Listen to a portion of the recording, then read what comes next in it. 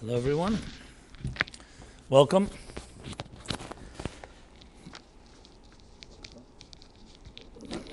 To the new faces and to the alumni, the graduates. Why not? It sounds good. You graduate one level to get to another level, right? So the topic is, are you forgetful? 5 secrets to a better memory. I know it sounds one of those self-help stuff. I guess over the years of 30 years, we're finally succumbing to cliche titles. Everything is good. It is.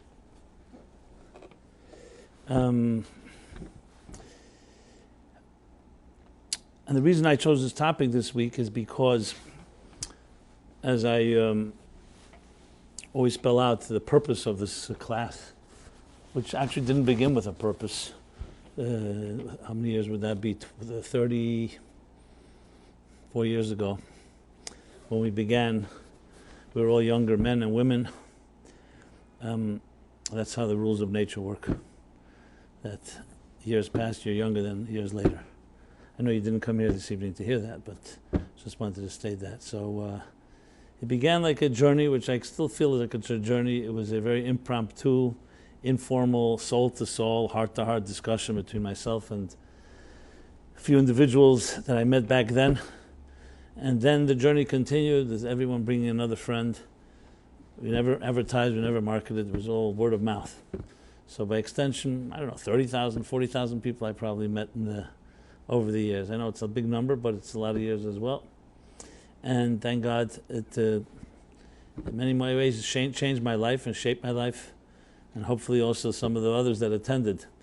And those years, sometimes we sat up to 3, 4, or 5 in the morning, you remember, discussing, arguing, these marathon talks about everything from good and evil to relationships to science and faith and corruption and sexuality and even LSD trips. I was enlightened by quite a few acid travelers about the ways of psychedelics, and not that we experimented together. It was a discussion, and as well as the journeys to the east, and all that follows. So it's been a very interesting cross-pollination of ideas. And what has always remained central and fundamental all through all these years, and remains in my life a most, I could say, operative theme, is the relevance, is the personal, psychological, emotional relevance of any idea, for that matter. In our situation, being that I grew up in a Torah and Hasidic home and schooling, the relevance of Torah, the relevance of Judaism. And relevance means exactly as the word implies, to be personally relevant. Who cares? I always say to myself, whenever I start any class or talk or lecture or write an article, I always ask myself, is this the most important thing that I and anyone involved could be doing for the next hour or two? And if it's not, it doesn't deserve to be done. So it's always the objective, is that it should be relevant. It should be something we can go away with that makes a difference. Makes a difference in the struggles of our lives, in dealing with the different challenges, answering questions, or maybe providing questions to answers we already have. It's like always, as the Baal Shem Tov says, for every question he has an answer, and for every answer he has another question. That's the journey.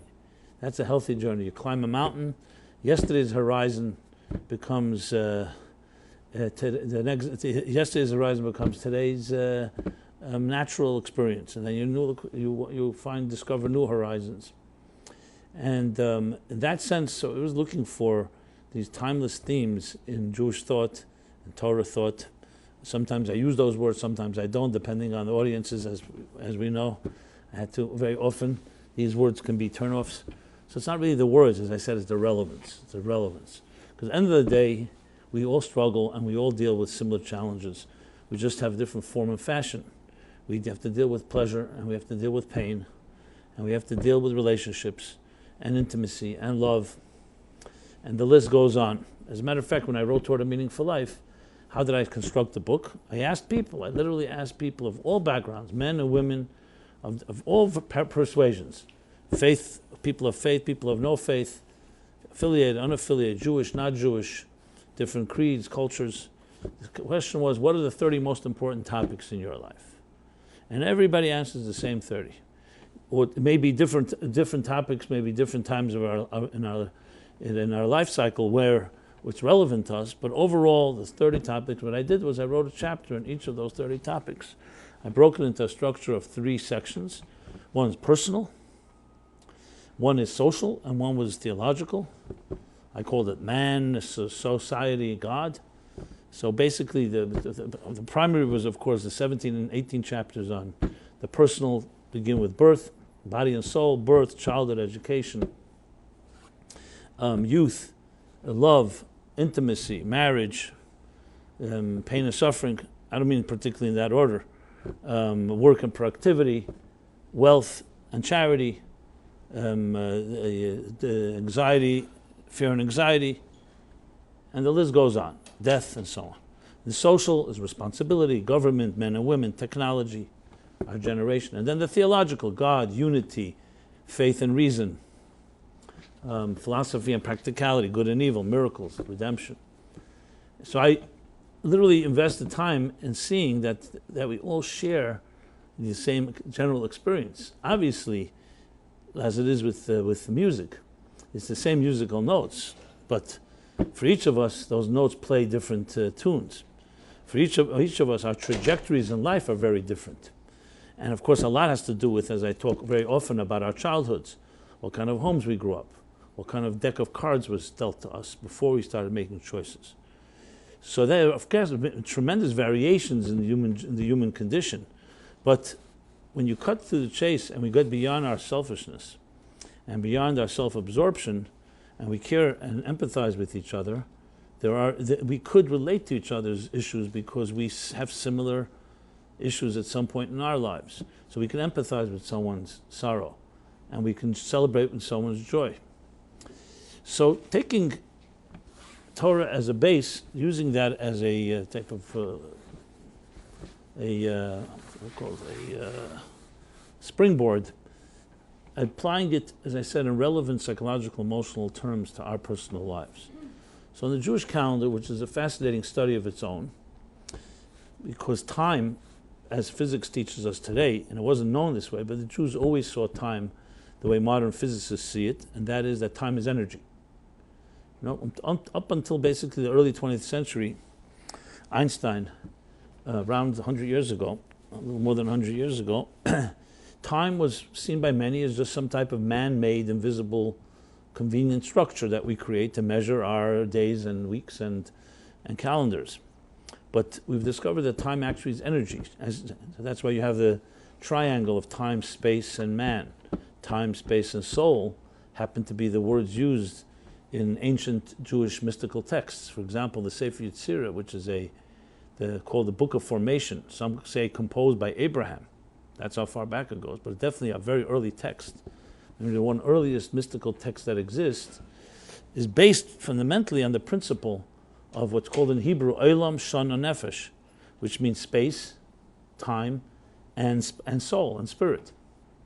It's actually in Hebrew, it's an acronym, Ayin Shin Nun, for Oshan, which means cloud or smoke or so this is that idea of time, space, and human being, which today it's obvious. Everything it's us, each of us, in a certain time and a certain space, and the fundamental principle in physics has always been a Jewish concept.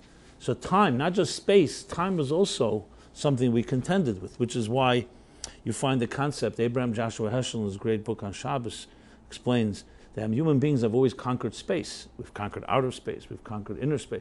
We've conquered space on this earth. We've tamed the elements and turned wildernesses into villages, into cities. We have, but conquering time was never seen as a possibility, because time, you can't beat the clock. Basically, the clock ticks. You can't beat aging. Deadlines and so on. You can't. But Jews have come up with the concept of sanctifying time. In Torah, there's Mekadesh Yisrael Vazman. You sanctify time. It means you can take a moment and turn it into eternity. And anyone who's fallen in love. or anyone who's experienced the birth of a child or experienced another miraculous moment knows magic is in moments. It's a moment that becomes frozen forever when it's a special moment. So imagine if you can turn every moment of your day, of your life, into magic, into eternity. So even though it's a moment that passes, but what happens in that moment, think of it like a child. Every moment is another child, a life. Are you going to use it to its fullest, or are you going to let it pass, or actually use it for destructive purposes, God forbid? So in that sense, the Jewish calendar is much more than a calendar, a convenient calendar just to be able to schedule appointments and figure out your days and weeks and so on. It's actually the study and the journey through time, the journey through energy. And every week has its own energy, and every month has its own energy, and every day has its own energy. Every hour even has its own energy. Here's not the place to go into that whole discussion. We actually gave out a book recently called Inside Time, 3 volumes, and the first volume talks so much about the different types of energy and time. And when you see it, when you understand it, suddenly time comes alive. Yes, this hour that we're in right now is a particular divine permutation of the tetragrammaton, the Yud-Ke, Vav-Ke, which has 24 different permutations, 12 for day, 12 for night, and so on. And every day has its energy. Sunday is its energy. That's the reason, for example, why we start counting the week from day one. Every week starts after a 7-day cycle. We start from day 1. You ever thought about it? Why is it day 1? Why don't we go 7, 14, 21, 28, and so on, and 35, and just endlessly? Why do we keep returning? So some people say out of convenience. I don't know if you know this, but when they developed the metric system, which was, as Europeans like to remind us, is like so-called all based on the even number 10, they wanted to even create a 10-day work week, that a week should be 10 days. But that was obviously not tolerable. We barely can handle it with a 5-day work week. So that never was accepted. So it remained a 7-day work week. But that's a technicality. If you read the Jewish mystics will explain why there are 7 days, because time is energy, and there's a 7-day cycle of this energy. Sunday is the energy of love. Monday is the energy of discipline. Tuesday is the energy of compassion. Wednesday is the energy of endurance. Thursday is the energy of yielding. And Friday is the energy of bonding, and Shabbos, Saturday, the 7th day is the energy of dignity. And then that cycle ends, and it starts again. Number 1, the cycle returns. Think of it like a spiral. So with that said, then time is a teacher that can teach us much about our own lives when we understand the time in which we live, what day we were born, what day you're now experiencing, and so on. So where are we in the cycle of time, the annual calendar? There's also the concept of the lunar calendar.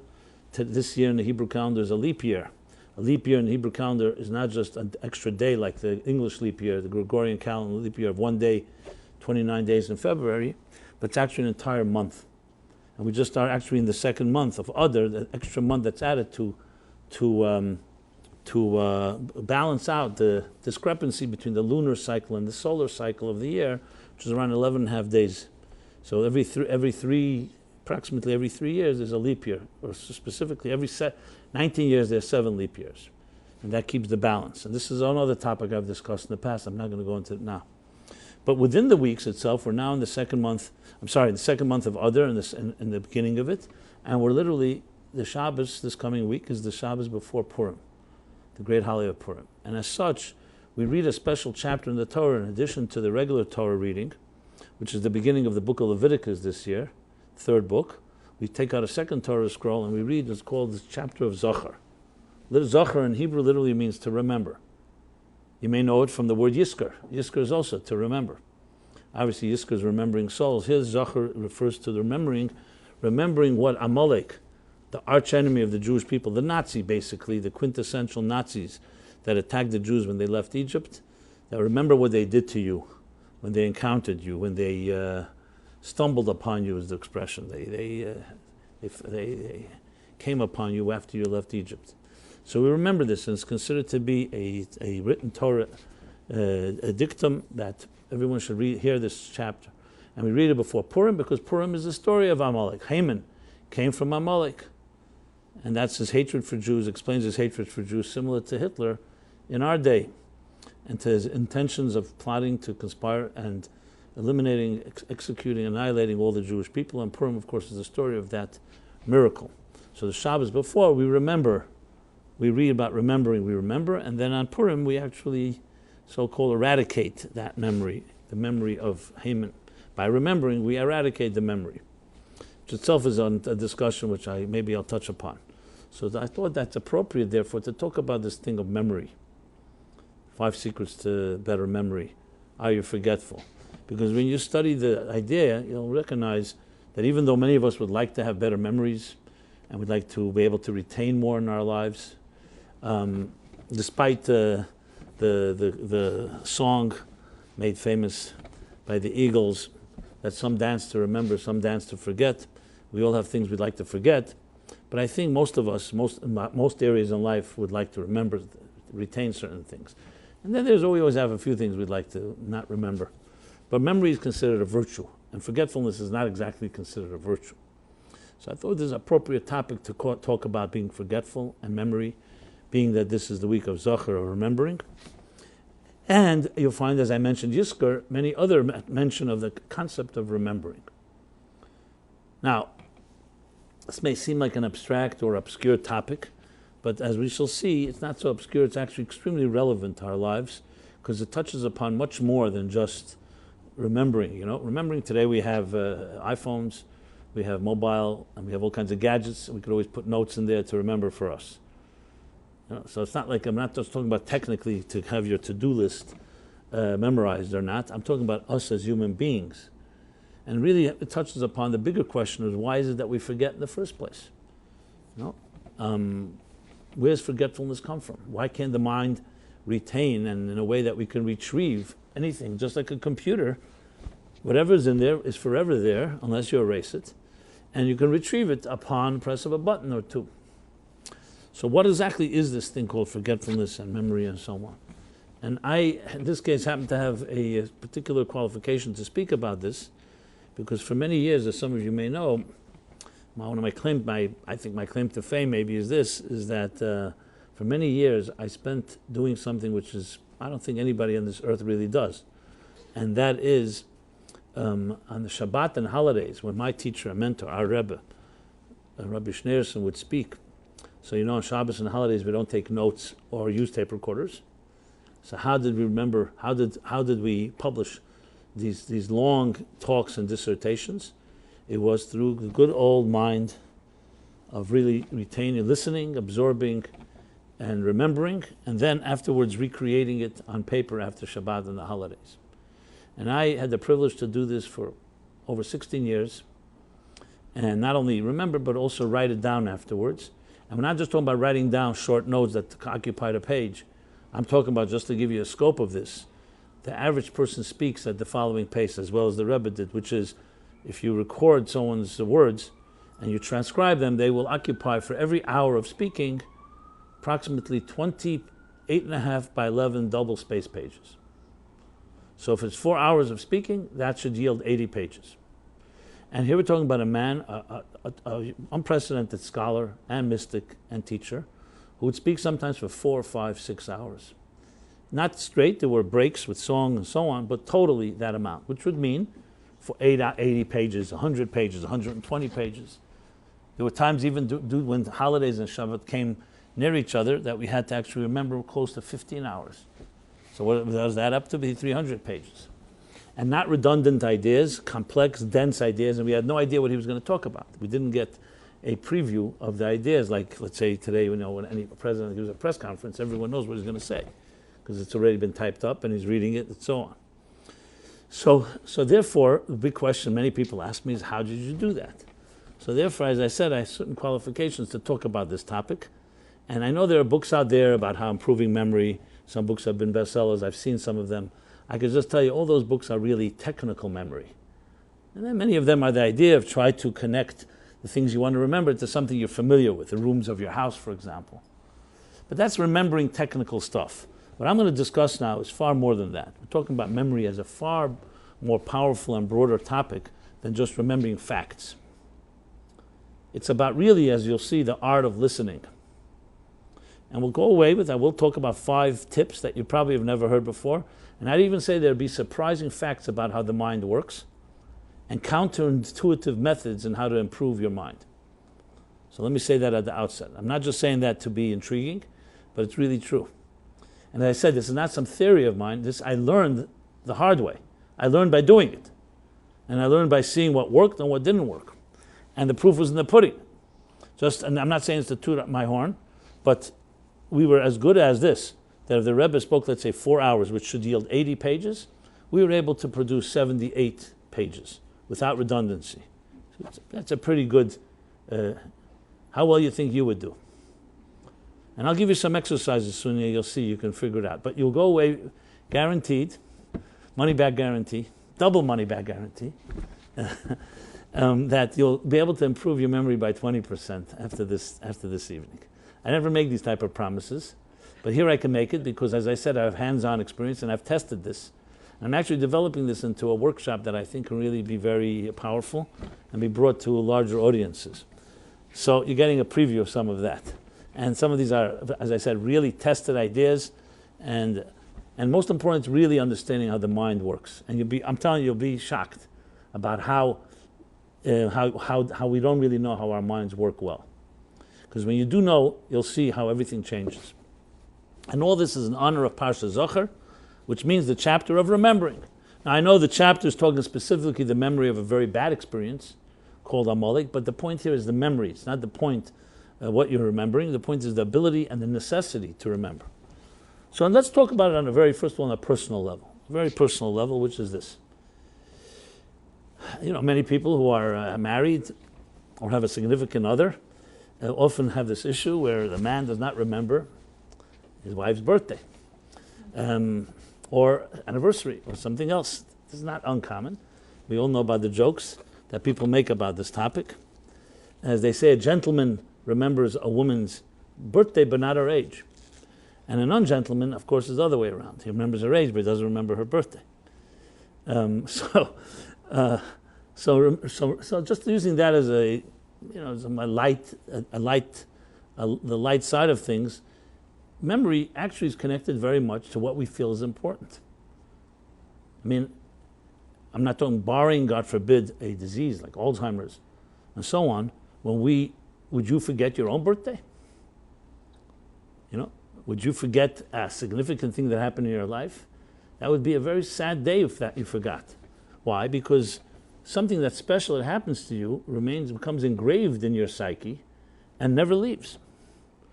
We don't forget, for example, to take care of our selfish needs. Guaranteed. Why? Because it's very close to us. When it comes to another, that's a question. Do we remember? So if you think about it, memory and forgetfulness is very much also what we value. The things we truly value, or that are given, are very much part of who we are, and we don't forget. When things that are not that important, we become more forgetful. I'm not trying to blame anyone. I'm just trying to say that's the first thing we need to know. So memory has a lot to do with the things that are really vital in our lives. And that's why in Judaism you have the concept of remembering is considered to be a major dignity that we afford to anything that's valuable. For example, you're not supposed to forget Torah that you learned. There's nothing wrong with forgetting nonsense in your life, and lashon hara and gossip, and things that are superficial. But something that's eternal, something that you've heard, that is eternal wisdom, and so on, is something that should remain with you forever, if you truly value it. There's an expression in the Talmud that says, in Medrash, Ein shikcha tachas kisei kfeidecha. There's no forgetfulness beneath the royal divine throne. Suggesting that when you're connected to the divine, when you're connected to yourself, there's no forgetfulness. Forgetfulness, in other words, is a form of disconnect. Something happened, at the time you know it happened, and at the time it passes, it dissipates. Now I should qualify this with one important statement. There are things we should forget, or at least the memory should fade somewhat. Painful experiences. If we experience trauma, God forbid, and we remain with the same vivid memory as the trauma when it first happened, that can be very destructive. So there is benefits to certain forgetfulness. Obviously, I'm talking about very positive things and holy things and sacred things and important things in our lives. So the mere fact that we forget is really a sign of our own weak condition. Either we're not valuing it enough, or we value other things that keep us distracted. I mean, how often has this happened to you? It's happened to me, I know. Someone tells you something, and you're busy daydreaming or looking at your text or thinking about looking at your text or thinking about looking at your text, you get the idea. And you miss what that person said, and then you suddenly realize there's something that you should have heard. So if you do it diplomatic, you say, can you rephrase that? Which really means I didn't hear what you said the first time, but I'm just, or you just say, can you repeat that? Most people will do it, but honestly, it was out of disrespect. The person's saying something to you, and you assumed it may not be that important. Now you discovered it is important, maybe to you, so you want to hear what it is, So right there you see an example, especially in our modern day life, where how distracted are we? So of course we're not going to remember many things because we're multitasking, which is considered a virtue. What does multitasking mean? You're busy with so many different things, you can't concentrate in one area.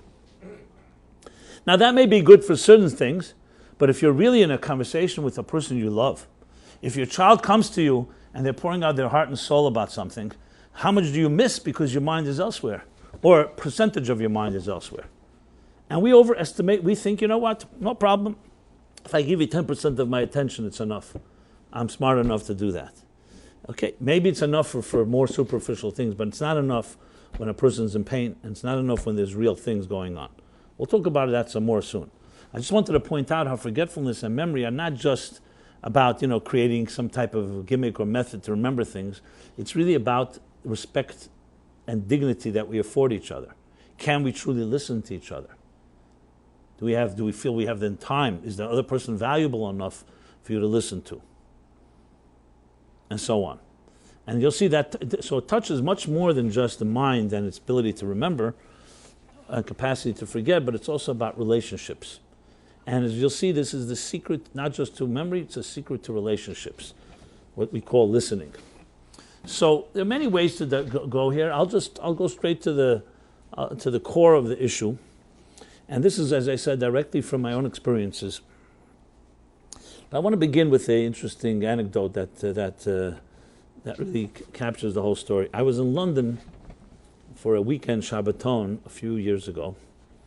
London, I guess, is still somewhat of a financial center. A lot of young men and women there, young Jewish men and women. So there's an organization there that reaches out to them and creates social, business, and Jewish networking. We're talking about people in late 20s, early 30s, that age, all in the finance world. And Friday night they have, once in a while, I don't know if every week, but they have these big dinners. A fancy dinner in the Hyatt, which is a big fancy hotel there. 800-900 young men and women, good looking, well dressed, all come for a Friday evening dinner. And most are unaffiliated and secular. I know that because when they had the Friday night service, you had maybe 15 people with 750 out there milling about in the lobby, which was fine. The organizers know that's what it is, and that's what it is. We come into the big hall. We're not talking about, we're talking about a full, what do they call it? A full glamorous dinner. Beautiful, all set up. And everybody's, on their tables, chatting away. You hear the buzz, you hear the energy, and everything is beautiful, okay? I'm sitting there, the rabbi says to me, okay, time for you to get up there and say a few words. And I said to him, look, I'm a little experienced in this matter. I said, no one's here interested in any words right now. They came here to meet each other and socialize and hang out. Why disturb their comfort zone? Some words of Torah or whatever it is.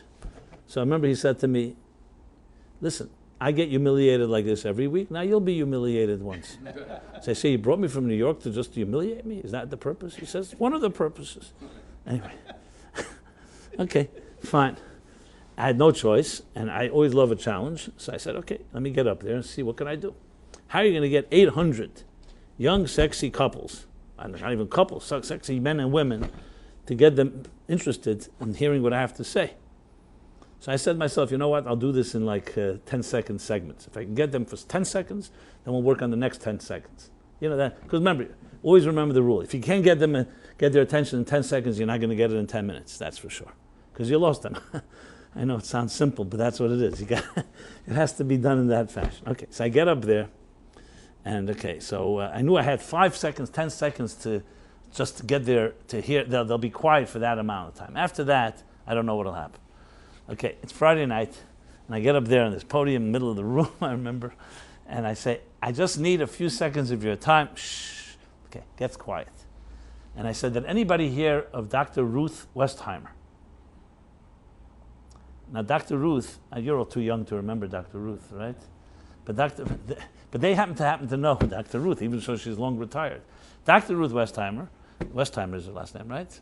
Is this short little Jewish woman who happened to have one of the most popular sexually explicit radio shows, Sexual Advice. I think it was called Sexually Speaking, right? And it was like 10 o'clock at night. And officially nobody listened to this show, though advertisers were paying top dollar for the millions that were not listening. Okay, as we know. And it was a call-in show, and people called in and questions, and she had this thick Yiddish or French accent, I don't know what kind of accent it was, and she carried on her way. It was a very popular show. I don't even know why it ended. Okay, I guess everything comes to that. So now everybody's listening. I mean, I just said, so Dr. Ruth, I just want to know what I have to say about Dr. Ruth. Okay. Sexuality, people are always interested in, no matter what. You know. So then I said, so I met Dr. Ruth at a dinner in New York. Okay. And we got into this conversation. I mean, after telling her that I am married and she shouldn't be hitting on me, you know, so that got another 10 seconds of their attention. We were talking. Dr. Ruth asked me, what do I do? So I said, shared with her what I shared before here, which is that I remember. My job was to listen and remember and retain and then reconstruct these long talks. So Dr. Ruth told me, we have something in common. What do we have in common? So she said, the most popular of all my shows, the one with the biggest listenership was the show where I opened up the show and asked call-ins to weigh in on this question. What is the sexiest organ in the human body? Now the rabbi already was getting a little antsy, but the people were very quiet. So that was her question, and everybody called in. She said everybody was suggesting all kinds of things, and you can just use your imagination. I saw, the crowd was listening. Now they were all interested. Okay. And then Dr. Ruth said after around 10, 15 minutes of calls, I closed the phones and I said the sexiest, no one got it right. The sexiest organ in the human body are the ears.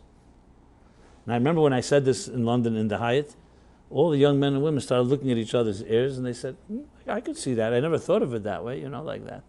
So I said, no, but Dr. Ruth said it's not the ears. It's the power to listen. It's not the physical ears, the power to listen. That's the sexiest organ, the sexiest thing on the person. So now I had their attention. And I didn't speak long. I spoke a little more about listening, shared a few thoughts, and I sat down, but I believe they went away with the message. So what was the message? The message was that listening is something that most of us don't even really appreciate what that is. Now, I usually ask this, I stopped asking this question to audiences, which is, are you a good listener? It's really a trick question. But I decided to stop using it because it became too embarrassing, actually. Because no good listener will ever raise their hand. You know why? Because you never ask someone if you're a good listener. You ask other people who you're supposed to be listening to if you're a good listener. Of course, you may say you're a good listener, but I want to know, the people you talk to, do they think you're a good listener? That's the real question. And that's another story. So I stopped asking that question. The fact of the matter is, I rarely meet a good listener. And not because we're bad people or because we're malicious. It's because we're not trained to listen. As a matter of fact, children, natural listeners. And as we grow into adults, we're trained to actually stop listening, as you'll see in a moment. And this is number one secret to memory, the art to listen. So let's start with listen. It's not the power of the intellect and the mind, it's the power to listen. So let me explain. Most people would think memory is a faculty of the intellect. If you have a powerful mind, you should have a powerful memory. It's not the case.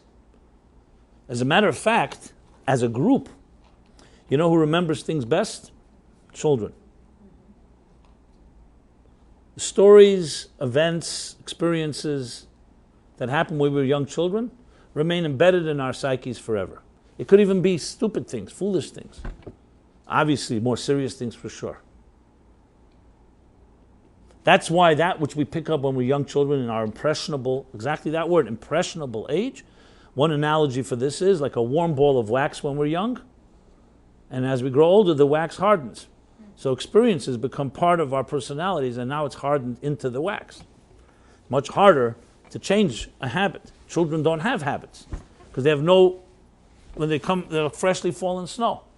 Anything that will be impressed upon them repeatedly will become their habits. That's why it's so easy to teach children things. Imagine try to teach a 20-year-old, a 30-year-old ABC. If you never learned ABC, you won't have the patience to sit in a room in a class and keep writing A. At some point you'll say, what's the point? Children don't ask that question because they're like what? They're like a dry sponge. A dry sponge retains everything. Adult minds are saturated sponge. A wet sponge cannot retain as well. What is it saturated with? Ideas. Many good ideas even. This is not necessarily about bad ideas. But now you're no longer a clean slate. Your sponge is wet. And as it's wet, we don't retain as well. So think of it this way, that in the mind, think of it like two wheels. We'll call one wheel the absorber, and the other wheel we'll call the processor. What's the difference between the two? Children absorb, adults process, and we absorb far less. The more you process, the less you can absorb. To use an expression from the Talmud, while you're busy absorbing, you can't be exuding. When you're busy exuding, you can't be absorbing. If you're listening to someone, you shouldn't be able to be speaking. If you're speaking, you shouldn't be able to be listening. That's the way it works. So, think of it another way to look at it is like this. When we do research, right? You do research. People have done research at school, work. So real good research is you're gathering data.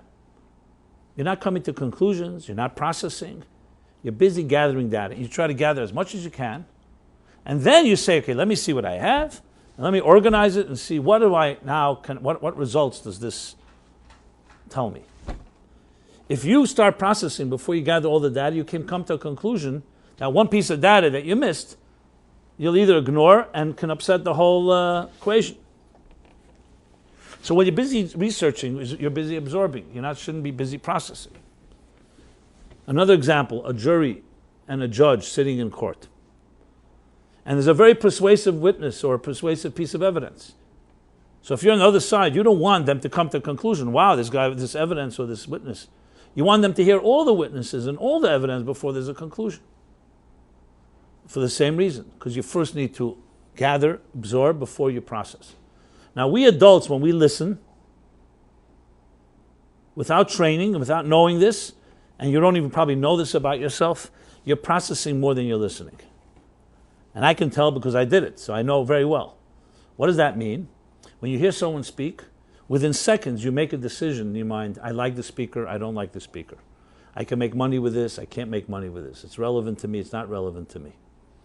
Because you already have ideas in your mind, and you're listening to what you're hearing, and seeing how it fits into your existing framework.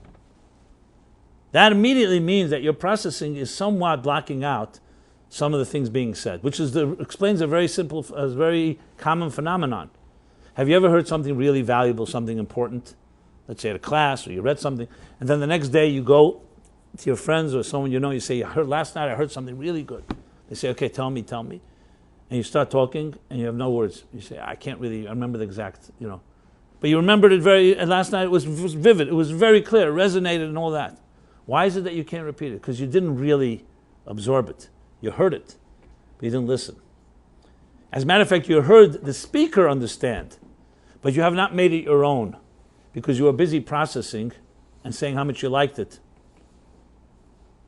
So the first secret to memory is knowing how to shut down the processor and only have the absorber at work. When I listened to the Rebbe speak, the temptation is very great that when you hear an intelligent person speak, you want to process it.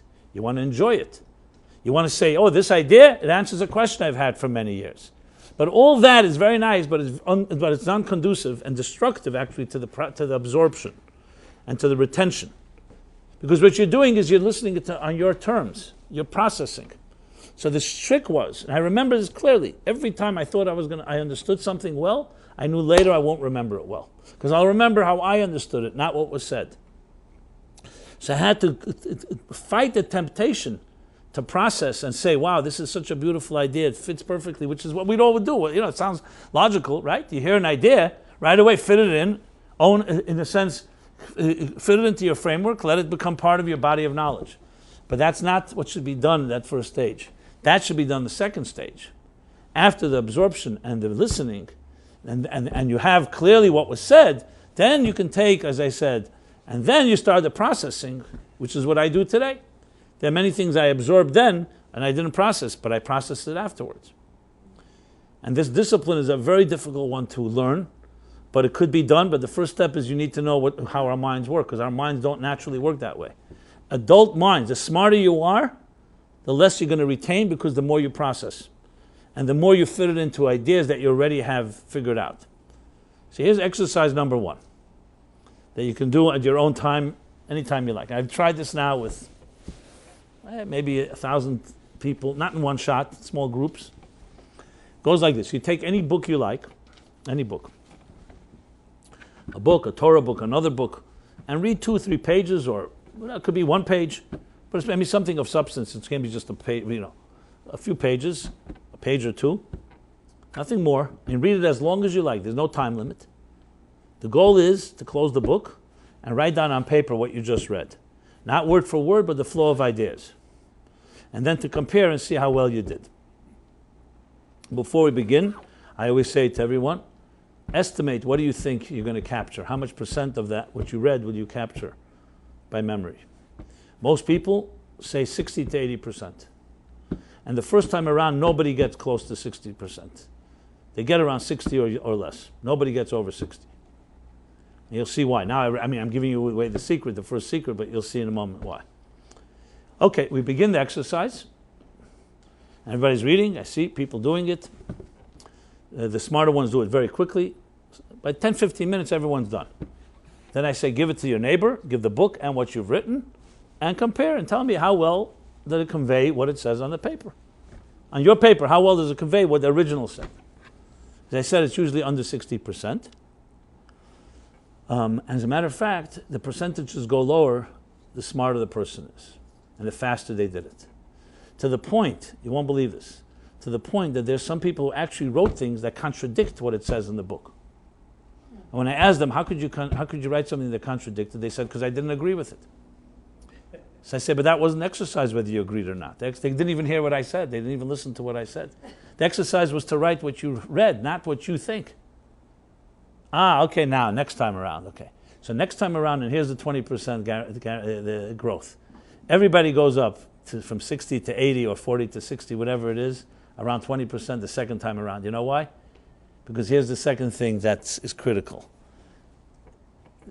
We all overestimate, overconfidence of how our minds work. We think we're smarter than we are. And we think we're better listeners and absorbers than we are, until you realize, until you're proven and shown. So this exercise will just wake you up to the fact that you're not as good as you think you are. And not because we're arrogant per se, it's because we never were pushed to test these waters. So the second time around, everybody takes more time, half hour at least, and everybody's reading it again, and they check what they write, and they check, it's a whole different story. Still not perfect, because it still takes more than once to train yourself that way, but it's the perfect example. We read, and we read, not just we read quickly, we read in ways that we fit into what we already know. And the more you know something, the harder it is for you to hear a new idea about the thing you know. That's why it's much easier to hear something you never heard before. That's why they say to know half of something is worse than knowing nothing. Because if you know half, you think you're already half expert. And it's much better actually to not know anything about something, so at least you're starting with a clean, as I said, a dry sponge. The second exercise is more a relationship-related one. I do this a lot with couples. So women and men, okay, so you have often the women and men that are arguing, you're not listening to me. Usually it's the woman that says this more than the man says it. Sometimes there's the other way around too. So let's not be over sexist here, but it goes both ways. But more often women than men. You're not listening to me. And the man says, honey, I heard everything you said, and he repeats every word. Like, she says, that's like a tape recorder. I'm talking about listening. I didn't talk about hearing. Healthy ears hear everything. Listening is more than hearing. Listening is absorbing. Okay, so I suggest the following. If you have with your spouse or your significant other a serious disagreement about something, a long-standing disagreement, it's already become, we've agreed to disagree type of thing, and you don't go there because it's just irritating. Try to revisit it by doing the following. Go to your spouse. I tell the man, go to your spouse and say, I know we disagree about this and this topic, but I want to try a new experiment. Rabbi Jacobson suggested. I don't know. You don't have to use my name. That's just I want you to tell me from scratch your position on this and this matter. I'm going to listen closely, and then I'm going to repeat it to you. And tell me how accurately do I repeat to you your position. So you can imagine already what's going on. The mere fact, if you can go to someone that you disagree with so fundamentally and repeat what they're saying, is already a good opening. Because it's almost impossible to repeat to someone something that you disagree with without some caveats. You'll do something, you'll weaken the argument, you'll change something. It's okay. So anyone who tries this comes back and says it didn't work. First of all, because as soon as you hear it, you start disagreeing. You may not always say it, but you don't repeat it exactly. So it's really a trick exercise, to be honest. I don't mean trick as a trick. I mean to say it's pretty much a loaded exercise because it shows you how really we can't listen to something we disagree with. And it's very difficult to repeat it quite the way that person is saying it because you disagree. So you're going to say it, repeat it in a way to make sure you can rebut it as good as you can because you have a case against it. All this comes to indicate that our minds work very differently than we think they do. So much focus is made on brain power. So much focus is made on analytics, analyzing, processing, challenging, questioning. Very little focus, relatively, is made on absorbing and listening. It's not the art of our times, because we live in a world where, I guess it's an aggressive world, and aggression is what counts for most people, and the power of humility, of silence, of listening humbly to another person, which I would call the dignity, affording the dignity to another human being because they have something to say, even if you don't like it, is a rare commodity. So we silence people, and we don't want to hear something we don't like. It's the most secure people on earth that have no problem hearing something they disagree with. If I'm secure with my idea, you don't have to be wrong for me to be right. But many people feel they have to make you wrong. Because if you're right, then maybe I'm not so right. What's the problem? In the Talmud, there's a fascinating narrative.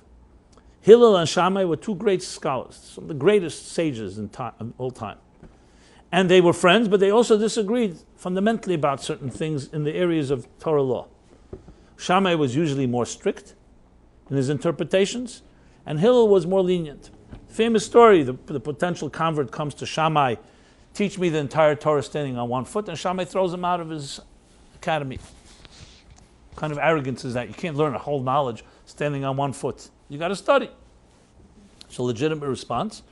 Not in any anger. He was just making a point. That's not how you study. You don't study standing on one foot. You're not going to get a quick fix. He comes to Hillel, and Hillel takes a different attitude. Hillel also, of course, understood that studying is required. Obviously, Hillel studied his own life. He sacrificed his life to study. It wasn't like he was dismissive. Hillel said, the famous statement, the golden law, don't do unto others that which you don't like done to you. What you don't like, don't do unto others. This is the entire Torah, and the rest is commentary. Now go study. He tells them to go study. Just an example of two approaches. So Shammai is more stricter, and they both have legitimacy. Then time came, the Talmud says in Eruvin, to determine which way do we go. The students of Shammai were following their teacher. The students of Hillel were following their teacher. And the announcement was made. The consensus was, we will from now on, Hillel is the final say. We rule according to Hillel. But the reason for it is fascinating. You'd think the reason being because Hillel's arguments are better. that most people in the academy, in the school, felt Hillel was a better teacher, made a better argument. No. The Talmud says the reason for it is because Hillel Amvason, he was humble, meaning more humble than Shammai. Shammai was humble too, but he was the humbler of the two. How do we know this? Talmud says because when he would present an argument, listen to this, he would first present Shammai's argument, then his argument. Most people present an argument first, they present their case. And then they say, and by the way, I'll tell you there's also another opinion. And they usually give it not equal time, at least qualitatively. And Hillel would present Shammai's argument full glory, that did justice to it. Shammai was proud of how Hillel presented the opposite side. And then Hillel would present his case, letting people decide on the merit. So the question is, humility is a beautiful virtue. But what does it have to do with a Torah rule, a legal ruling? A good judge is measured not by their humility, judged by their aptitude, their analysis, their experience, their ability to interpret law. When's the last time you saw humility is up there? Get an award for humility, but not necessarily in the area of intellectual exercises. But the answer is because humility allows you to be more objective. You can trust someone that's humble. Someone that's not humble, their arrogance and their prejudice will taint their decisions. Objectivity, if you know someone really is looking for the truth, not for me to be right or someone to be right, the humbler one will present arguments not based on any interest at all. Even a subtle form of self-interest that I think I know it right. Because that's the first bias. I'm not talking about bias being bought off. We're talking here great scholars. We're not talking about someone being bribed. We're talking about the bias that I developed this and this idea. You're biased to your approach. Can you hear another approach and maybe change your mind? The humbler one will do that easier. Precisely because the intellectual, not because of arrogance, because the intellectual conviction that I figured it out doesn't allow you to always hear another approach. So the real way the mind works as best in searching truth is something you don't hear about. Humility. Humility.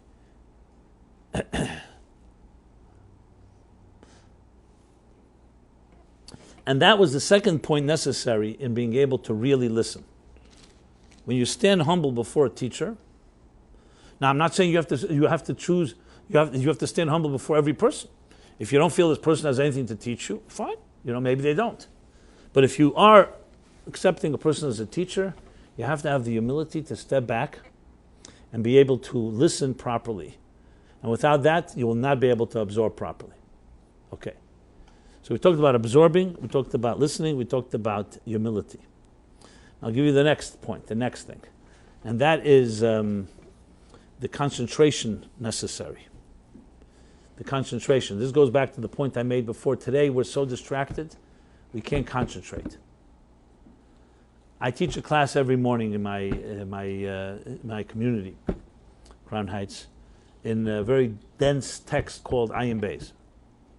And I study it with people who are, I would say, advanced. It's heavy-duty Hasidic thought, which is a combination of philosophy and cosmology and psychology and spiritual ideas. And people who really understand things. And I see time and again, everybody falls into the same trap, which I used to fall into, and I don't because over the years that I had to remember, which is why I'll get to that in a moment, which I think is, if that's introduced in our schools, in our minds, we'd have completely different type of education, we'd be different type of human beings. And I see again and again, we learn a text, we're learning inside the text, and people, especially ones that are really sharp, they right away begin interpreting it. And I always say, I have to say this again and again, I say, why don't we finish reading till the end of the page or end of the chapter to see what the author is writing? Because the temptation, the excitement of the idea is so powerful, so it's precisely its strength and your ability to connect to it that's not allowing you to really finish listening to it. So that ability to concentrate and focus what is said and take yourself out of the equation is not an easy thing to do. And I see it with very smart people. As a matter of fact, as I said, the smarter, the more difficult it is. Concentration means you're sitting with someone, there's nothing else going on except the two of you. Now, I am not saying this has to be with every stupid, superficial conversation we have. You go to a cafeteria, you don't have to necessarily get into this intimate conversation with eye contact and everything with the person behind the counter. I mean, it's not bad to be nice. It's not just not bad. You should be nice. But we're talking about you're going to have a conversation with someone. It doesn't infuriate me anymore because I'm immune to it, but I sit in office meetings and I see everybody's texting. And it's become already, since everyone's doing it, it's part of the culture, so it's not even rude. If only one person was doing it, it would be rude. But I find it so when's the last time you had a normal eye-to-eye conversation? I always tell the story where I was going to a wedding with a friend of mine. We hadn't seen each other in a while. We're sitting in the car, back seat, and he's busy with his texting. I'm trying to have a conversation with him. Can't get his attention. So finally I decide I'm going to text him. So I text him, and he looks at the text, and it's like a little, what's it called? Perplexed, yeah, he's looking, he says, "One second, are you texting me?" So I say, "Yeah." He says, "Why are you texting me? You're sitting right near me." I said, "Because I can't get your damn attention for the last hour. So maybe you put me on your text list, Now again, a good guy, we're all good people. And I've caught myself being guilty of this a bit myself, even though I constantly fight it. And we all see this as emancipation. What do you mean? How could you not respond to text within seconds or WhatsApp? Everything is fast, communication. You need to be... The fact that we didn't do it 20 years ago, and we were intact, and we lived, and we survived, and we didn't die from boredom, it means that I guess it could manage. But now that we have the ability, how could you not use it? And how many husbands and wives tell me that they go to bed at night, and their spouse is in bed with someone else? Not a human being, a mobile. Which, in a way, is like a different type of an affair, I guess. It's not maybe a sexual affair, and it's not but it's definitely not a relationship with the person you're supposed to be with. So there's all these difficulties. I sometimes suggest this to spouses when they have difficulties. It's very hard for them to accept this, but I suggest it only to people who I think may be responsive. But it just shows you how embedded our habits are. I said, I would advise you get rid of your television in your bedroom. So I remember that once I suggested, I remember the husband was shocked. He said, "So what are we going to do there?" I said, "You'll talk." "What do you mean? What are you going to do?" Like television became the thing you do. We watch the Late Show. I don't know. We watch a movie, whatever it is. I have no problem with people who love each other. You can watch this and entertain yourself. But for many people, let's be honest, it's a way of avoiding having a conversation. It's a way of avoiding communicating just mouth to mouth. What about that, Now, I don't want to be overly generic here. I'm not trying to suggest everybody in every situation, but I think everybody gets the idea. And it's all in the name of progress. I've seen a world, I used to use a typewriter, and there was a world before fax machines and emails and texting and whatever else, I don't know, tweeting, what do we call it today?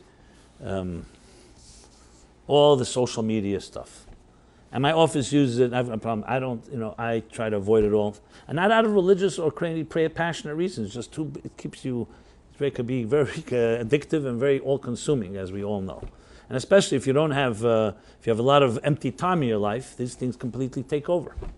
And they're more innocuous than, let's say, real addictions, so you don't think you're addicted, but you are addicted. Try weaning yourself off of it for a few days. The point here is not to criticize technology. I'm not suggesting that technology has many values, but technology is a tool chest. It's the equivalent of somebody just sitting all day playing with their tool chest. I remember a guy, he lived in Boston. He was a real geek, as they called it, a whiz, and he knew everything about computers, technology. His sister introduced me to him because he was already 48 years old and was not interested in dating because he was busy. He was busy with his gadgets. I remember we had a conversation, and I said, "Tell me something that makes you proud of yourself." He says, "You want to know the truth? You're the first to hear this." It made me cry what he told me.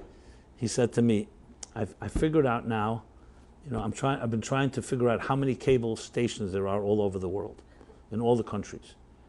And I have in my house like 30 monitors, and I figured out how to have looked into every cable, satellite, whatever out there, and they keep on changing, and I'm able to watch and see literally 4,000 every night for 4 or 5 hours. I spend, checking it all out, and he felt this was a conquest, And I said to him, "Are you interested in in women?"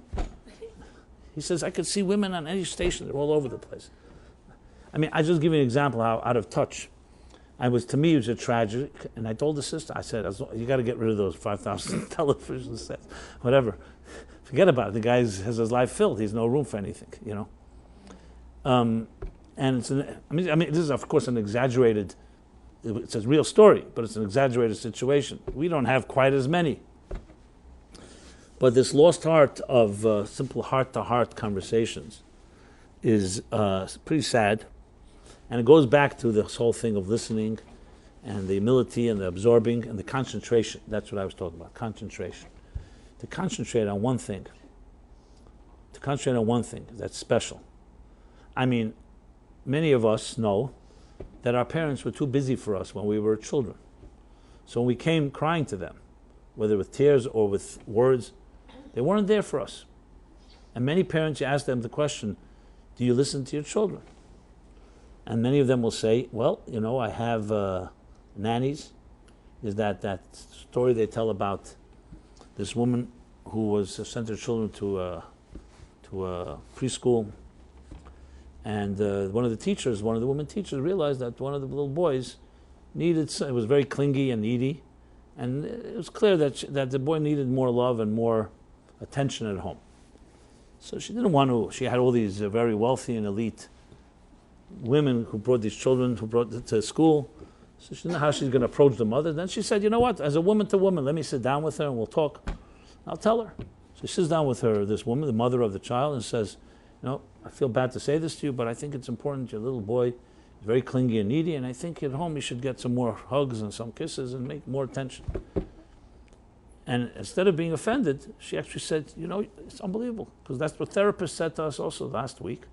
And I told the nanny to start kissing and hugging him more." That was her response.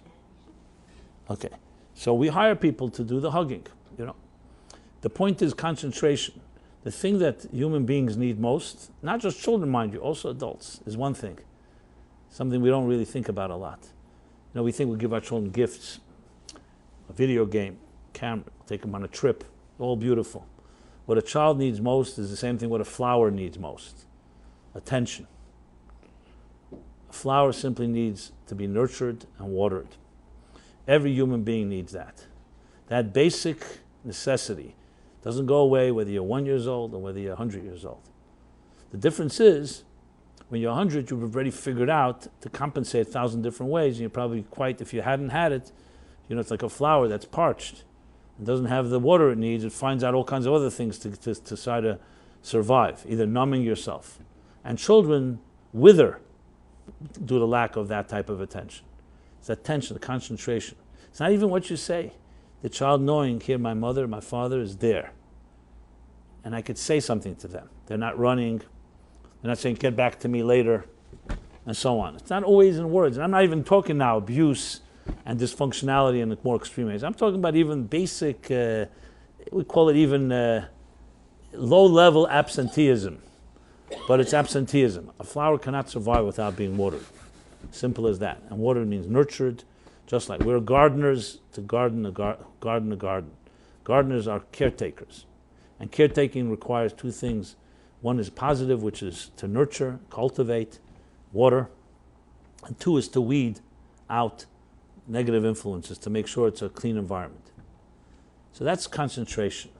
That concentration is far more than just listening. It's really being present.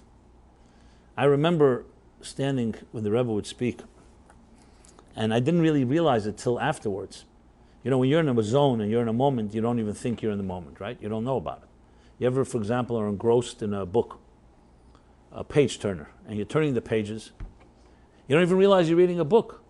Your heart is beating with the drama that's going on, suspense, the love, the sadness, And then suddenly someone stops and says, what's going on? You just realize you have a book in your hand and it's pages. And all it is a book. That means a real experience where you don't even sense yourself. That's called real concentration. Not to say, hey, you know something? Everybody look at me, I'm concentrating. That, rest assured, is not concentration. Concentration is when you lose yourself in the experience. As soon as you are aware of it, as soon as subject and object become aware of each other, you've lost it. It's when the subject and object melt into each other and you don't even realize that it's happening. I'll give you the best example of it right now, each of us. If I asked you what your left leg is doing. So until the second I said it, you didn't even think about it. Now your left leg was active, it was alive, it was probably doing something. Now that you're thinking about it, life doesn't feel like anything. Someone says, what does life feel like? What does health feel like? If you can describe it, you probably need a doctor, God forbid, because it's not supposed to have a sensation. Real experiences don't have a sensation. Now this is, again, something counterintuitive, because in this world we measure everything by sensation. I saw something and I liked it, I heard something, I tasted, touched, smell. But being in it means that there's no longer you and the object, is what real concentration is about. When you reach that level, you reach real love, you reach real intimacy with the person or the subject or the knowledge that you're connecting with. So there's one thing is to know things, and one other thing is to be things. Real knowledge melts into real once a person becomes one with something, with experience. In the beginning, you learn about something. Okay, I learn about it. Here's me, and now I'm understanding this idea. But there comes a point where any one of us who's mastered anything with experience and expertise realizes at some point it's no longer me and the idea. The idea is one with me. You just know it from your gut at some point. That's called bonding with the experience. And that bonding, concentration, is yet another dimension in true absorption, which is true memory and true listening. I wrote down for myself a few. I'm just speaking from my own memory right now. I want to share one more thing, which is, I think, in this context, people ask again, how do you remember something that's, let's say, 4 or 5 hours of talks? So besides everything I've said so far, and I'll sum it up, I spoke about absorbing, listening, humility, and concentration. So there's another thing which is reviewing. Let me explain. When I gave the example with the exercise with the book before, I spoke about reading it once and twice and 3 times and 4 times, as many times as necessary, and not to be quick. You see, memory begins to fade as soon as you heard or experienced the experience. It begins to fade immediately. So how does it stay alive? Because you keep remembering what you remembered. And the more times you review it, so when you heard something, let's say you hear something now, you'll remember it immediately, but in a day or 2 or 3, it'll fade. But if you review it in your mind, what will happen is your memory makes an imprint, like a copy of the original thing you heard. So you remember what you remember. You don't remember the original. And the more copies you make, the more you will remember it. So it's like, think of it like remembering what you remember, if you know what I'm saying. So here's the story. So the Rebbe would speak. His talk would go 45 minutes, an hour, half hour. They would sing a song, so I would review in my mind everything that was said. And not quickly.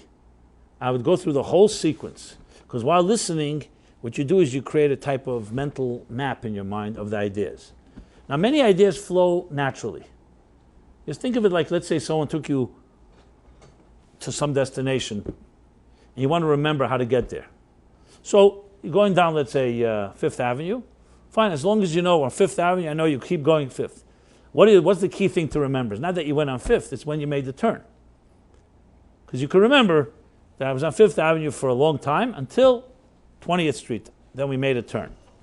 And then another turn. So in making the mental map in your mind, when you hear ideas, what you do is the natural flow you keep in mind, of course, but the main thing is to make a signpost of when the turn happens. So in any idea that's being conveyed, there's always going to be a moment where the speaker is going to go off on a tangent or a footnote or an introduction, and that's where you have to make a mental signpost and say, okay, when we came to this and this idea, it turned in this direction, and then it went, whatever, a few more ideas, and then came back to the topic. So I went on 20th Street, and then we made another left, a turn, and so on. That was what you have to do while you're listening. And you can only do that if you're listening well. You can't do that if you think about other things, obviously. And then afterwards, reviewing it. So I would go over, in that period of time between the talks, that mental map. Say, okay, close my eyes and just think, what was the first topic, the second topic, third topic, where was the turn, and so on. Was it always perfect copy? No. But I did the best I can. And I knew if I did that then, it would be a whole different story later, because I made the imprint in my mind. If you don't do that first review, all you have is what was heard the first time, and the overconfidence is you think you got it and you didn't. It's the equivalent of why we take notes and review notes. Why? Why can't you just rely on what you heard? Because the fact of the matter, it's not owned by you yet. You only heard an idea. And this brings us to another interesting twist how the brain works, the mind works. We always think we understand better than we do. Why? Because our ears travel faster than our brains. So if I say something right now that makes sense, and you see it, and you hear it as such, as it making sense, you think it makes sense to you, not necessarily. You're hearing me make sense. For you to make sense to you, you would have to write it down and be able to repeat it to somebody else. And we sometimes convince ourselves, because our ears heard it, it means I got it. Not necessarily. You got that the person who said it got it. For you to get it requires one more step, and that is you making the imprint within your own life. And that could be through writing down notes. In the case of, obviously, Shabbos and holidays, we didn't have that luxury, so it was through that review that I would do. That review. And the interesting thing, I didn't stop reviewing. After the second talk, I did the review of the second talk. But then when the whole talk ended, and I'd go home, I reviewed it again. I probably reviewed every talk from the Shabbos till it ended 4 or 5 times. So by the time the Shabbos ended, we can write down what we heard. I already had reviewed it, made, in other words, 5 copies of copy of copy of a copy. You get it? So then you're remembering now a very fresh memory because you just reviewed it. And that review was fresh from the previous review. So the fifth copy is very close to the original copy. I hope I'm making myself clear here. Now, fine. So that's the review part. And there's no way around that. There's no way around that. Absolutely not. Which is really why in school there's repetitiveness. I mean, why do you teach children to write A? How many times? Do you have to write 1,000 times, 5,000 times? B, C. And we read these little children's books because repetition creates, I think they say in marketing that you need to see something 18 times before a shift in your mind happens. Maybe not, 16 times, something like that. That's why you'll see many times you get emails in your inbox and you ignore them. But at some point you start looking at them. It's probably around the 16th time. I don't know if it's exactly that number, but something happens. I don't know if you ever heard of the book called The Power of Habit. It's a best-selling book by, it's a weird name, Power of Habit. It's a very interesting thing that he writes there, which is, when I read it, resonated completely because it's completely consistent with my experiences of memory. He writes, why is habit so powerful? And why is it so difficult to break a habit, as we all know? So he says something interesting. He says like this: the brain, in its ingenious, in its ingenuity, what it does is when it sees you repeat something more than once and a number of times, it registers, it creates like what they call a macro. A series of programs that the brain says, why do I have to use all the valuable resources to rethink it again and again? Let me just set this into a automatic progression of instructions, and now we can use the mind for other things. So when it comes, for example, to, let's say, brushing your teeth in the morning, or other things that we do, something we don't even remember if we did it, but then you go back to your regimen, yeah, of course I did it. Why? Because the brain, as I said, wisely says, why do I have to use valuable resources? Let me just set this emotion, like, it's like pressing a button on a computer, and then 25 things happen as a result of that. That's why, so on one hand, it's a very valuable tool. On the other hand, if you want to break it now, the mind is not so ready to hear you. So you come to mind and say, listen, I want to change that program. The mind is not, says, you can't even get the mind's attention. It's already been dismissed. It's like a machine that determined this is the machine, the robot has decided this is the rules. So you need to do it so many times until the mind reprograms and rewires it. That's why it's so difficult. You probably have to do it more times the second time to break it than the first time because you've been doing it for years. For years. So you're going to wait now to do exactly the same amount of years to undo it? So it was very interesting because exactly right. It means that the habits that our minds are in are very ingrained, and as much as you think they're not, they are even more so. As I mentioned many times, how powerful is the inertia of the status quo? If you had to measure it in pure horsepower, how much power does it have? It's very hard to measure. You know why? Because it's invisible power. It's not exerting energy. But try to get somebody out of their comfort zone, and you see how much energy you need. You can realize how powerful that power that exerts on us. So our status quo is much more powerful. Our comfort zones and our habits are far more powerful than we'll ever know. And just take anything you want to break, whether it's an eating habit, whether it's other addictions, whether it's just the way we respond to things, we get angry, things that we're already programmed that, it's almost like automatic. You press a button, this person's going to go ballistic. What was that wink? That was very interesting. I see everything from here. We're not going to get into it. I'm just kidding. We all have it. Don't worry about it. We're all alike. So the point being is, what was I was discussing the need for review. Oh, that's the reason. Because the status quo of your mind, for it to absorb a new way of looking at things, a new idea, takes constant repetition. The repetition is what creates a good habit. And repetition is also what can change something in your opinion. I mean, one of the hardest things we know, I'm sure everybody's dealt with this in their lifetime, you have a friend, someone close, and they just are stuck in a certain way of seeing things, and as much as it infuriates you, you just can't change their damn attitude. You've ever had this? I mean, everybody's smiling, so we all know we have. Now, the interesting thing is we probably also this way, and people see us this way too. So don't think you're immune, just for the record. So let's not start gloating here, okay? But of course, we never see it as much as in ourselves as we see it in others. And when you tell somebody, you're so stuck in that position, they say, you're so stuck in your position. So you convince yourself that they're more stuck than you are. I'm not here to measure. I know one thing, that it takes two to tango, and you never know fully until you really look at the situation. But the point I'm making is what's going on. What's going on is, I don't know if you really can get somebody who's really stuck to get them unstuck just because you tell them that they're stuck.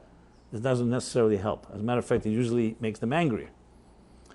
But this is all a result of a mind, or you can even say an emotional.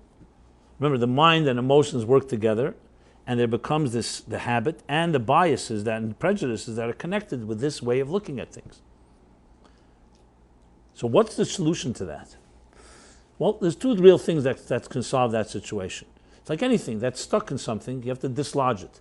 And dislodging something often takes, I don't want to use the word shock, but something that's jolting, which is, God forbid, the reason why pain and suffering and trauma usually wake people up.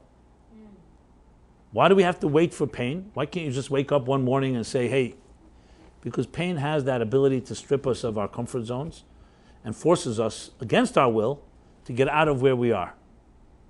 And you suddenly see things a different way. Do we have to wait for pain? Absolutely not. That's my whole point here. But it's just an example of jolting.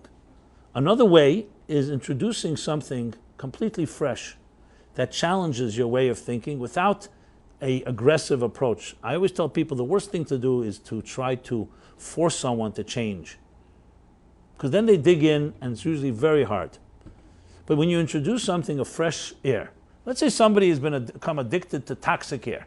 They live in a room, it's a toxic air, you walk in, it's poisonous. But they're completely comfortable. I'm just using an extreme example. So you can tell them it's toxic in here, and they'll say, 1 second, I'm breathing well, something's the matter with you. Maybe you stay here a little longer, you'll get used to it. And you'll say, 1 second, that's exactly what I don't want to do. Okay. So there's one way is dislodging it, like I said, through a painful situation. You suddenly realize that something really breaks and cracks, and that's how the light gets in, as Leonard Cohen tells us. And you realize this is toxic. The second way, which is the positive way, is you bring in fresh air. You don't say anything. Don't make any announcements. You bring in a fresh air. Initially, the individual may say, why are you bringing in toxic air? Because they think toxic is fresh, and the fresh is toxic. Okay, so you have to do it in the right way. You bring in something new into the picture, which means maybe you should change something. Sometimes you have to change the way you're speaking, the way you're thinking. I know no one wants to hear this. They always want to say, I want to change that person. Maybe you change something and they'll change as well. Because once you create a shift in your attitude, people notice, and that can open up the door to something new. And I'll speak on my own. One of the most refreshing things, I remember when the Rebbe would speak, and I would hear these new ideas, because I was listening, not because I was processing, was so, what's the word for it, was so exhilarating, because it was precisely not on my terms. You can't imagine what it does when you read or hear something new. Now you have to be ready for it. When you hear something new, it forces you to look at something in a new perspective. And when you do it, you suddenly can see an alternative. And once you see an alternative, then usually it weakens the things you're holding on to. You know, we all have our toys, metaphorically speaking, our I guess, security blankets that we hold on to. And someone will say to you, what do you need a security blanket? Why don't you just let's pull away the security blanket, just go out there into the world and take care of yourself. That's usually not a healthy way to do things. The way to say is, okay, security blanket. Provide an alternative security blanket. Show the person there's something else to hold on to. And when we have something else to hold on to, it becomes a lot easier. It's an alternative. To just say somebody, hey, you're fearful, I don't feel confident, self-esteem, just get out there and become courageous. It's a nice statement, but it doesn't work for somebody who's fearful. Because if it worked, they wouldn't, what do you think, they want to be fearful? But when you give them something to hold on to that has an alternative, it becomes something like I said, another way of breathing, another way of looking at things. So the process of listening, which really is the key to memory, actually opens up something which is the most important thing in our lives, change. The ability to change. The ability to find hope in another way of looking at things. Most people say, they get a certain age, too late for me. I'm already old. There could be people say that they're 30 years old already. I've already used to something. I failed at it. I'm disappointed. I broke. Promises were broken. Love was I was betrayed. I was ever violated one way or another. I'm damaged goods. Is the strong words. Or some people say I'm wounded, and some don't even say that. They just don't want to go somewhere. They don't want to be hurt again. And you start lowering your bar. You lower your standards to the point that people will say, I've heard this from people, which saddens you to hear this. One person says to me, if a day passes and I don't feel beat up, I already feel it's a successful day. And I say, that's what it's come down to. That you didn't come out worse that day than you were before the day started. That's success. You're underwriting yourself and your potential. I'm not saying to be critical. It's because life beats us up, let's be honest. And as it beats us up, we don't want to be beat up. We don't want to be hurt. So we withdraw. We lower our ideals. We lower our hopes. Because then that way, I'm not going to be so disappointed. I just lowered it all. Well, I can speak now as a Jew, as a person who grew up around people, like I said, the Rebbe. What I learned was that is your own defeatism, destroying yourself. Who's getting hurt by that? Yourself. And it's completely unnecessary. But how do you come to realize that? Only if you have fresh ideas. Only if you're ready to listen to something that's not about you. Because if you end up becoming self-absorbed and only ideas that you relate to are your own ideas, that is the most toxic thing of all. Because it's called recycled air. Hearing your own ideas reinforced again and again, which may include also negative attitudes. Or even if it's not negative, it could be positive attitudes, but it's the same thing again and again. That's the worst possible thing. And that's why I think that it's not optional. My view, based on my experience in this matter, I would make it incumbent on every child, every adult, to be forced. I don't mean forced in a compelling way. I mean forced in a obligatory way, an obligation to retain by memorizing. And I don't mean blind memory. I mean to be able to learn, to concentrate, and to listen, and to absorb, and to recreate what you heard. Because it's not just about remembering things, it's about respecting new ideas and learning how to assimilate new ideas and never becoming old and never becoming trapped by your habits and by your routines and your patterns. Because your mind is fresh, fertile, and always ready to hear something new. It's one of the beautiful things to see somebody. They could be 80, 90 years old, but they have the sparkle in their eyes, and they hear something new, and they're like little children. Beautiful to see, because most people at that age have given up. met a guy, he used to come to this class, then he retired, a pretty wealthy individual, lives in Florida. He invited me once to his estate there. And what does he do most of the day? Plays golf. And then has his television shows that he watches. And he said, and I said to him, you're an intelligent guy, I don't understand. We could talk openly, so I said to him, this is what you do all day? He said, look, the golf course is like a transition to death. Because a golf course is somewhat like a cemetery, he said. It's like sprawling grass and little holes in the ground. So it's like preparing me. He was being cynical, but he was like saying, so it's a way of preparing. So I said, that's what you're doing with your life? He says, yeah, I have nothing to look forward to. I have money. I don't need to work. And this is, unfortunately, it depicts a scenario which is very not uncommon in this world that we live in. People feel, time to retire, I already have achieved. When in truth, it doesn't matter what age you are, if your soul is alive, and as you know, the soul doesn't age, it only gets younger, actually, if you use it, and the mind doesn't age. A mind that is older has more experience, has more seasoning, but unfortunately, we don't value that in this Western world. We don't value sage advice.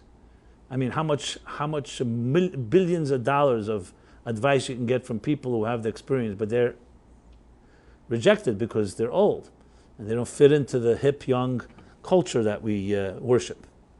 Just an aside, it's not really what I wanted to say. What I was really addressing was the ability to constantly have that enthusiasm of a child in hearing new ideas. That's a sign of a mind that is not trapped by its own intelligence, by its own way of seeing things. The Talmud tells a story about a man, Rabbi Zera, a great sage. And at some age, I don't know what age he was a great scholar, a master of what was called the Babylonian Talmud. In those days, after the destruction of the Second Temple, there was the Babylonian academies, what is modern-day Iraq, and there was the Jerusalem academies.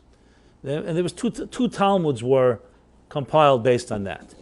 So it says in the Talmud that he fasted 100 fasts or 40 fasts, different opinions, to forget the Babylonian Talmud so he can begin to absorb the Jerusalem Talmud. And the obvious question is, since when do you have to forget knowledge to acquire knowledge? Knowledge is accumulative. Forget, we just spoke about forgetfulness. And the answer is he didn't want to forget the knowledge he acquired. He wanted to forget the methodology of the Babylonian system because he wanted to learn a new methodology. Most of us, they say, by the time we're 6, 7 years old, we're very developed the way we're going to look and solve problems. Here's a man in his elderly years is still that curious and wants to find new methods. Now, this is very rare because most of us don't have the capacity to do that. But that's the sign of someone who's not trapped in any type of, even a positive methodology, always wants to hear something new. Listen to something new. Listen to a new approach.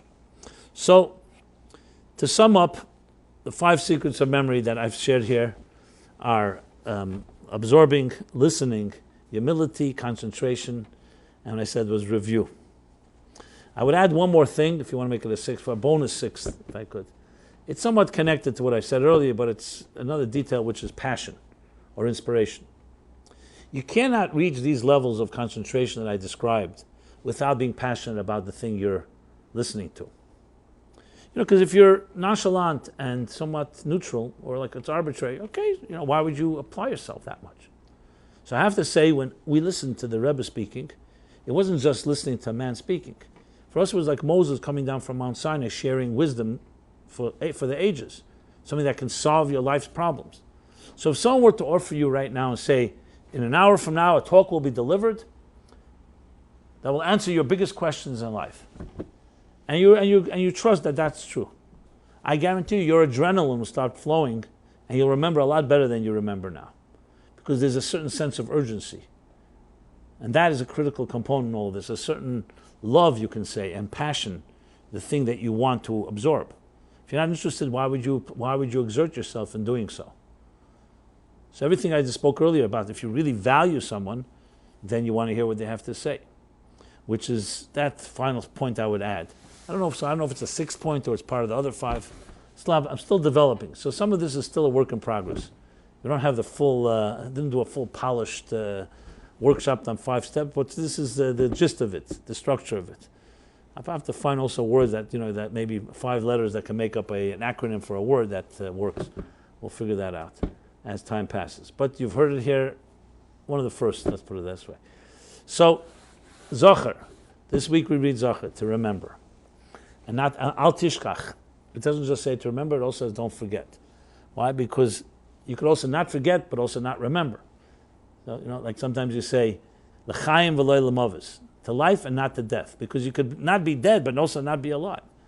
Remember, love is not just the absence of hate, just like peace is not just the absence of war. So memory is not just the absence of forgetfulness, it actually has a powerful element. And let me conclude with this very moving story that one of my favorites. So there was a Hasidic Rebbe, the 5th Chabad Rebbe, Rebbe Rashab. And he was once at a table at a Shabbos Shabbat meal. And that Shabbos there was a special guest that came. That guest was someone that was good friends with the Rebbe Rashab when they were young children at his father's table, back 30 years earlier, 25 years earlier. The Rebbe Marash, his name was. And they had not met, the Rebbe and his friend from the young age, they hadn't met for many years. It was the first time in 25 years they see each other. So everybody was anticipating to see what is this reunion going to look like. And nothing dramatic. They're sitting at the table as if like nothing happened. But then suddenly, in the middle of the meal, this elderly man, they were both elderly at this point, begins singing a song. He begins singing a song, a melody. And the Rebbe Rashab suddenly, you could see he goes into like a trance-like state, closes his eyes, and you could see he was transported to another time and place. And it was a song that no one had really heard, an obscure song. And the melody, a haunting melody, continued singing for a few minutes. And he saw something was going on. Finally, he stopped singing the song. The Rebbe Rashab was still in that trance-like state for another minute or two. And he finally opened his eyes. And he uttered these words to his old friend. It's the first words that he said after all these years. He said in Yiddish, he said to him, "Du gedenkst?" You remember?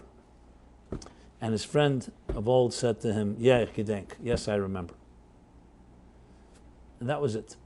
The meal ended, Shabbat ended, and that elderly man who hadn't seen his good friend the Rebbe for many years passed away that night.